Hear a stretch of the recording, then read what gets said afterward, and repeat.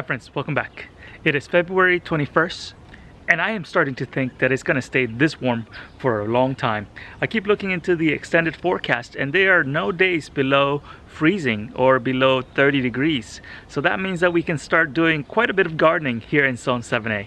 You've been seeing a lot of videos about this greenhouse because this is where I am starting a lot of my seedlings this year, and I'm using this greenhouse as a jump start to create a lot of starts to put inside my garden beds all around my yard.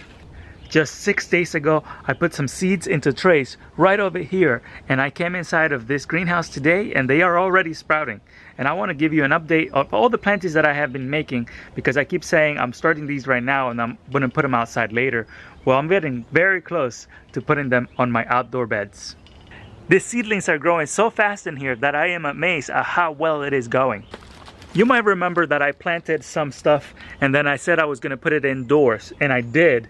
And those sprouted in about a week, and now here they are. It has only been about 2 weeks since I started these and they are looking so good already. They were getting a little leggy in my grow room setup because the lights were a little bit too high above them. So instead of moving the lights, because I have other things growing in there right now, I decided to bring them outdoors 2 days ago, and now they are getting stronger and less leggy.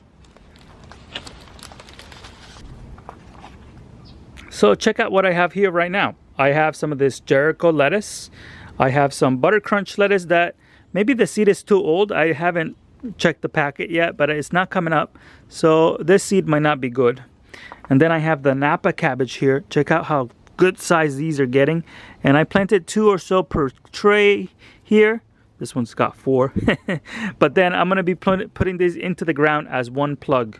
And over here I messed up. I put some lettuce and some Napa cabbage in the same one, so you can see here I have both of them growing.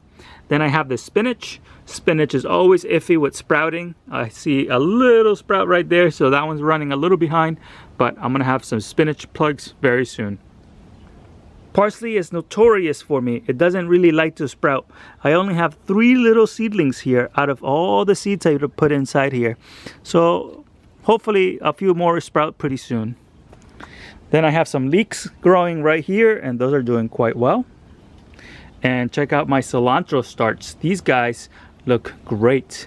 And once they put out a few more true leaves, I'm gonna put the whole plug into the ground and let them grow in the ground. Once they get even bigger, I'll dig them out again and separate them into separate single plantings.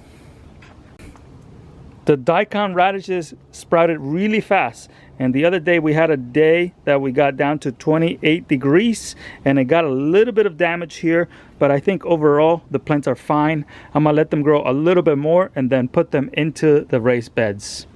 Right back here I was trying to figure out if I can sprout spinach inside the greenhouse without using the heat mat indoors, and sure enough it is sprouting. But you can see the difference. These were planted on the 9th of February, and look at the size of that. And I started these over here on the 8th of February, and I put them underneath my grow lights and the heat mat, and you can totally see the difference of size. Only 1 day difference, but they are so much bigger and less are sprouting, you see? So if you want your sprouts to grow really fast, use the heat mat indoors to sprout and germinate your seeds, and then bring them outdoors into a little hoop house like this, and they'll grow even better that way. These over here I planted on the 15th, so 6 days ago. And check this out, they're already sprouting. Isn't that cool? And check this out, they are already sprouting. I have some Brussels sprouts, cauliflower, and they are coming up really fast. I'm very surprised about that. You can see the tiny little sprout in there. It's amazing. Over here I have some multiplier onions. These are potato onions also. I bought some seeds on Etsy like 3 years ago, and I started growing them, and now I just propagate them like this and they multiply like little onions. It's cool. Inside the greenhouse, a lot of things are also starting to grow much faster. These are putting on some growth since I put them inside here. It's only been like 2 weeks since I brought them in here, and you can see that they are totally growing now in here. I'm going to use this green onions as my starter plants, and then I'm going to move them to different raised beds like this one I have here.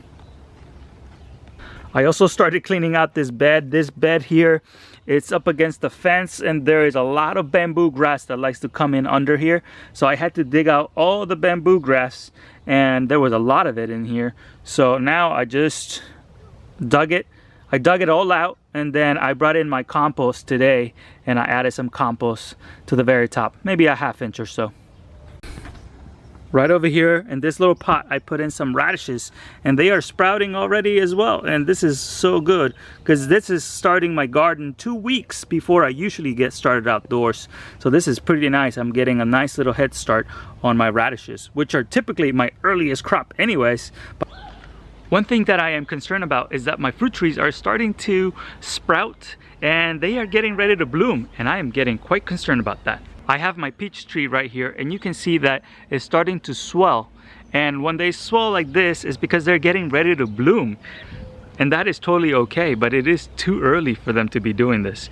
I am afraid that they're gonna bloom, then we're gonna have a hard freeze, and then the blooms are gonna get frozen and die. And I don't want that because I really want peaches this year. Things are starting to wake up a little bit too early this year because it hasn't been cold enough. But this week is supposed to get really cold up north, and there is supposed to be really heavy snowstorms in New York area. And hopefully we don't get any bad weather down here, but I am concerned about this, so I'll keep you guys posted on how we're doing. One major project that I am undertaking right now is the compost piles. I discovered that there was a rat tunneling underneath the compost piles because my dog alerted me to it, and now I am removing all the compost and turning it. All you have to do is turn the compost, and hopefully you find the rat and you dispatch it real fast, but I haven't been able to find it. Since I've been turning the compost, I also decided to start harvesting some of it. So let me show you what I am doing to harvest my compost. So here are my compost pile. This one I already moved. It was over there and I moved it here. And in between compost, I am using my little Zift here. This is a 1/4 inch hardware cloth, and it's just on a little frame, and I have it up against the fence.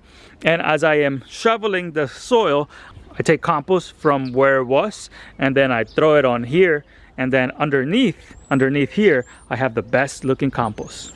This is underneath the hardware cloth, and check out this compost that I have right here. Isn't this beautiful material? It is just so fluffy and full of nutrients, and this is what I use to feed my garden. This compost right here is the best thing that you can add to your raised beds in the springtime or anytime during the gardening season. So this is beautiful compost. It smells like sweet earth, and it's definitely my favorite thing to add to the garden. It is a lot of work, and I have been working at this for about 4 days now. My shoulders hurt, my back hurts, but it is well worth it because it is gold.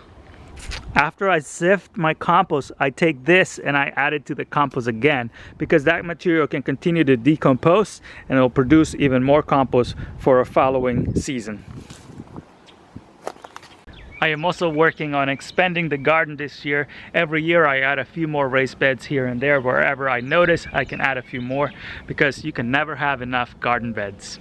So I have been collecting wood from neighbors, and I just put ads on Facebook and I say I want free wood, and whenever I find some on Facebook Marketplace or on my Buy Nothing group, I go and gather some wood. So I have a new raised bed over there and a raised bed over here.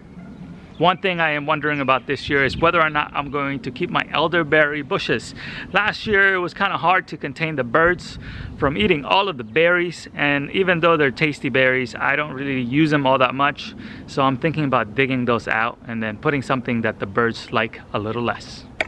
Back here I have the second and third compost pile. These are mainly leaves I've been collecting from the neighbors, and very soon these were full to the top, and now they're coming down a bit. So I'm going to take the one that is a little smaller and then add it to this big one here and keep the one going, because I think this is going to require a whole year before it decomposes into very nice leaf mold. Everything seems to be sprouting right now, and my daffodils at the front of the house are already blooming, and this is the earliest I've ever seen it. So here we are in February, and we are starting to garden in Zone 7A. I can't complain too much about it, but also makes me wonder what is going on, because we might even get a very heavy freeze here in the later weeks, and that would affect the plants that I already am growing. So I am trying not to get too excited and not plant too many things right now. I am holding off until about the first week of March to start my peppers, because the more you have the peppers indoors, the more leggy they get, the more issues that they could encounter. And last year I started them in February, and I just had too many plants that I had to take care of inside the house. So this year I am restraining myself as much as I can before I start all my summer crops. I am having so much fun already though, because it is so much earlier than I ever started my garden before, and that is because of preparation. I've been preparing all winter long to get a jump start on the season, and just yesterday I finally finished sorting out all of my seeds, and I put them into categories. I put them into peppers, tomatoes, and then I put them into seasons. So I have a spring direct sow season, I have a summer direct sow, and then I have the ones that I need to start individually.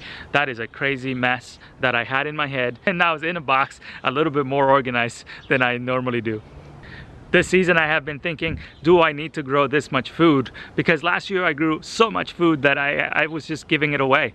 So this season I am restraining myself to grow less plants but more quality plants. For example, last year I planted 26 tomato plants, and this year maybe I'll do 15, but maybe I'll take a little bit better care of them so that I get quality tomatoes versus a huge quantity of tomatoes. Do let me know how your garden is doing and what you are doing to prepare right now for the gardening season of 2023. If you are a new subscriber, thank you so much for coming here and subscribing to my channel. I love your support, and I hope that you can learn from me and that you can learn from my experience and that you can start feeding your family with your own produce. Thank you so much for stopping in today, and I'll see you on the next one.